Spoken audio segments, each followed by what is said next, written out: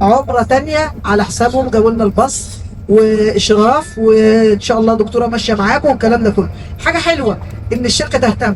كنت بطلع مع شركات تانية على مدار 10 سنين قبل ترويه، وعمري ما شفت حد عمل حركه الباص دي الا عندهم في العمره اللي فاتت لما طلعت معاهم.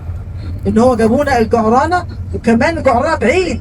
يعني على الاقل كان مثلا ودونا التنعيم، ده كان اقرب 8 كيلو، ليه 25 رايح 25 جاي؟ عشان دي اللي احرم منها سيدنا النبي صلى الله عليه وسلم. فكانه بيعمل معايا حاجه يعني صح، الواجب المظبوط.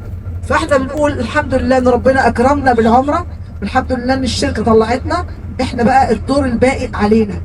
ايه الدور الباقي علينا؟ مش عايز اعمل العمره حركات، مش عايز الف وادور حوالين الكعبه كده وانا ما بحسش، او ان انا مش مستشعره عظمه اللي انا فيه.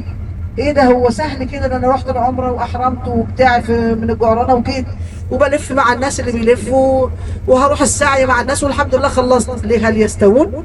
هل يستوون ان حد تعب وتاثر، بكى؟ عشان كده كنا بنقول ايه؟ اللهم اني اعوذ بك من عين لا تدمع، ومن قلب لا يخشع، ومن دعوة لا يستجاب لها. لو حطينا الثلاثة دول في دماغنا، وانا بقول له لبيك اللهم لبيك، انا استجبت. طب وبعدين؟ لبيك لا شريك لك لبيك، انا بوحد ربنا، ده التوحيد بعينه.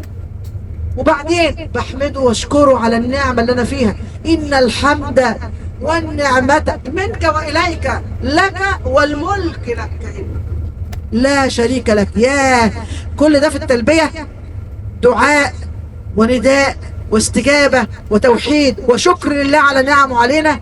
اه والله العظيم. بس عايزين نعرف ان ربنا بيقول انا بديكم النعم وبجيبها لكم لغايه عندكم وانتم مش حاسين بيها. يقول لك ايه سبحانه وتعالى؟ يعرفون نعمة الله ثم ينكرونها. نعمة يا رب ولا نعم؟ لا، نعمة واحدة. يعرفون نعمة الله ثم ينكرونها، وبعدين مصيبة سودة اللي جاية، وأكثرهم الكافرون. يا نهار أبيض، احنا بنكفر بنعم الله. ده احنا والله العظيم في نعمة دلوقتي ما بعدها نعمة.